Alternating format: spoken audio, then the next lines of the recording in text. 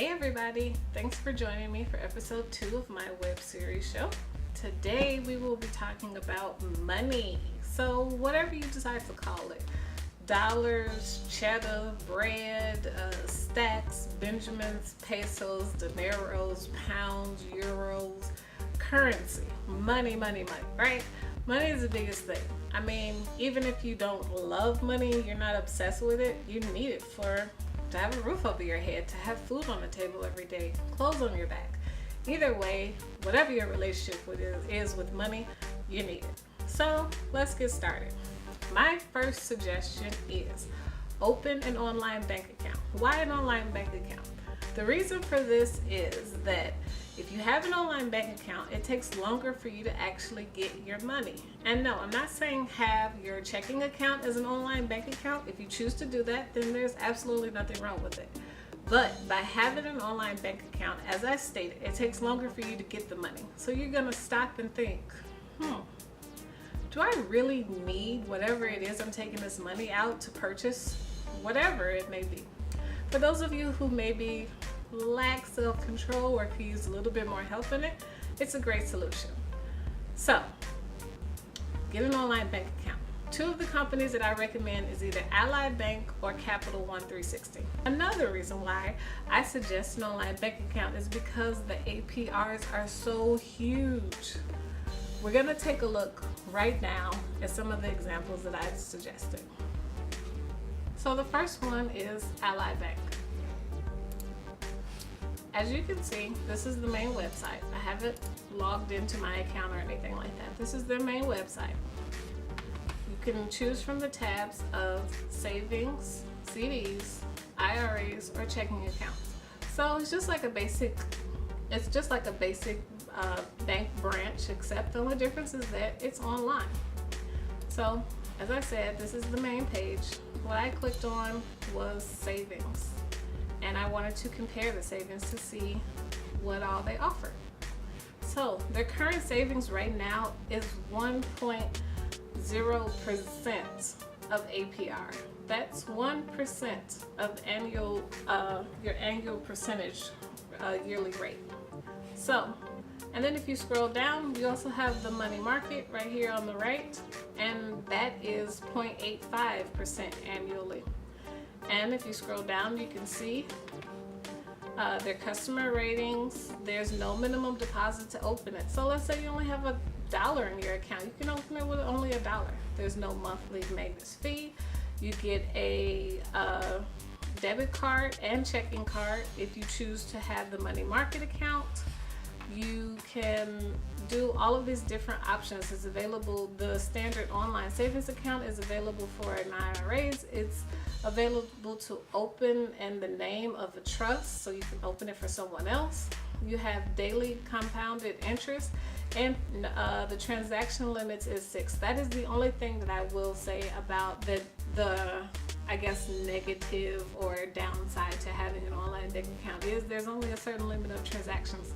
So if your wallets are just ever so fat, or you consistently winning the lottery, then you only have a limit of 6 deposits to do, or transactions altogether. So that includes deposits and withdrawals for whatever you may be purchasing. So definitely take a look at it. Of course, they offer, as I mentioned, CDs and IRAs. But here, you can compare the competitors' rates right there. You see Ally Bank is at 1%. They're a little bit higher than American Express. Capital One 360, which is another one that I chose. We're going to look at that in a moment. It is at 0.75. PNC Bank is 0.05. Wells Fargo, Bank of America, and Chase they're extremely low because they have such a rate. Sorry, I'm trying to talk too fast. Because they always have such consistent customer ratings, and they're a huge branch. They're not trying to look out. I don't want to say that they're a bad company. I just would suggest, if you're trying to save the most money you can, you want to go with Ally Bank or Capital One 360. I haven't heard too much about American Express, but you know what? If you're interested in them, if you like that company and you really hear good things about them, then absolutely go for it. The important thing is that you want to save this money in some form or fashion. Now, Capital One 360, Let me go back. This is their main page, and then you can just suggest whatever you want. You want a product and you want 360 savings. Also, they offer kids savings accounts and CDs, or certificate of deposits is the actual term for CDs. So we go to their main website, and here you can see, as Ally had said, their current APR is 0.75. So you know what? Think about it. Definitely look into it. It's nothing wrong with doing it. I would suggest it. It's a great avenue to try out. And if you choose to, whenever you choose to get the money, they will send you a check directly to your home or wherever you reside. So let's say you're a person, you want to keep your money close to you. You don't want to deal with all these banks. Maybe you don't trust them. Maybe you don't like them. Maybe you had bad experiences. Whatever the case, there's absolutely nothing wrong with having your own very own penny jar. Now, this jar is huge, but it's gonna get my point across. There's absolutely nothing wrong with having a very clear jar. The reason I don't suggest using this necessarily is because it's clear. You can see how much money is in it when you put money into it and how much you've got. And the thing about this is that maybe you're a little short. Maybe, again, you're a person who lacks great self-control. So you're consistently gonna go back digging into the cookie jar, money jar, and taking coins out. So, and then also whomever may come into your house, your home. I'm not saying that you don't have trustworthy people, but I'm just saying simply that you don't want a bucket of money just sitting out for maybe some sticky fingers, or even people that you don't know. The cable man or something like that might come by, and you don't necessarily want people seeing all your stuff. So even if it's just a regular generic tin jar, like this is a cookie jar and this does not have money in it currently, but I actually had one of these in my nightstand, and unfortunately my home was broken into, and believe it or not, the robbers did not even touch a cookie jar very similar to this because they had no idea there was money in it. Hence, something that cannot be seen as opposed to something that's completely clear. Now, another reason I suggest this is because you can actually put your own dollars in here, whether it's dollars themselves, $5 bills, $10 bills, $20 bills, if you're that lucky and you have money like that, or maybe you have a bonus going on, or maybe you got some unexpected money. Maybe you did win the lottery and you got $50 or whatever. You can always put your bills into your cookie jars. This helps out a lot when you have extra money because you can put it in here. And think about it this way: out of sight, out of mind. Same thing with the banking. It's out of sight, out of mind. You're not thinking about how much you have in there and relying on it.